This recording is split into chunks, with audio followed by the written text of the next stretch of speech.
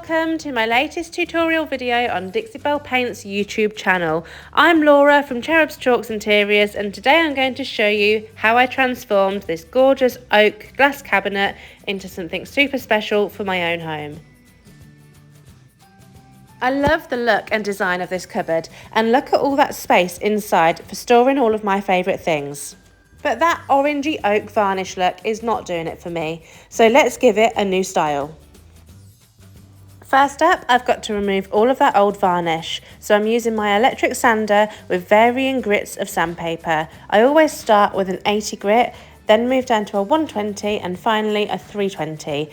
This will ensure that you remove all of the existing finish and then end up with a nice smooth surface. Oopsie, in all of my excitement I forgot to film myself painting the first coat of collard greens onto the interior. So here is my second and final coat, which I'm painting on the interior only. So as you can see, I've masked around the edges because I don't want to get any paint on the exterior, which I'm going to be staining. This is my absolute favourite dark green. It's just gorgeous, don't you think? There are also lots of fiddly parts to paint, so I'm carefully using an artist brush to paint around these details.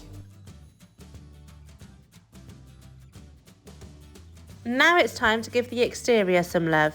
Now Voodoo gel staining au naturel is my absolute favourite product for staining wood. It is so simple to use, goes on like a dream, and this shade is everything. I normally use a Dixie Belle blue sponge when applying the Voodoo gel stain, and I use my Mr. Spray bottle too. So to begin with, I'm going to lightly spray water all over. Then I'm going to get a small amount of product onto my sponge and then wipe this on to the wood. In order to achieve a streak-free finish, I find it best to work with a little bit at a time, building up thin layers until you get the coverage that you would like. It is also important to work in the direction of the grain, again to help with a streak-free finish. The reason that I always mist with water to begin with is because that gives you more time to work with the product. It also helps the wood to absorb the stain, which gives it a more natural look.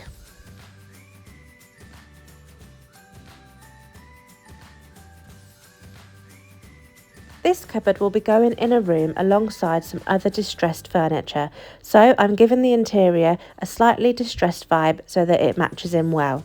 I'm using a 120 grit sandpaper on my card sander, and I'm just getting this into all of the grooves and the edges of the shelves, and then I'm just giving the whole thing a little bit of a wipe over to give a natural, authentic, rustic vibe, which is my favourite style.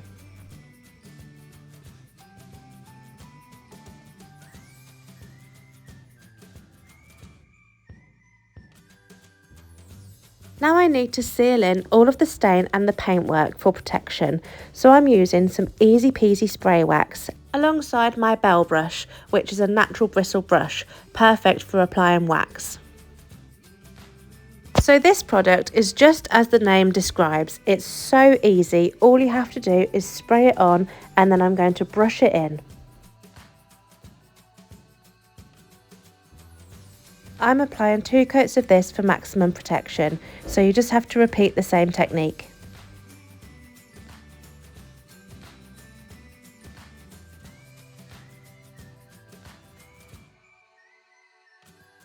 I've just got to fit the handles and then she's ready for her photo shoot, so here she is.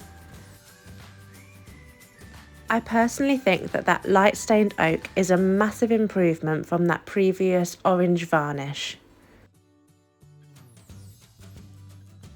I also think the dark green on the interior really complements the overall look.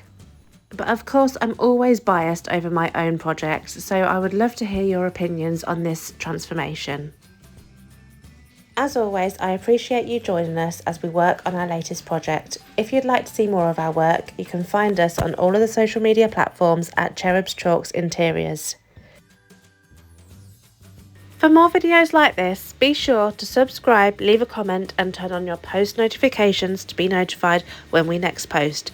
Thank you for watching, and we'll see you next time.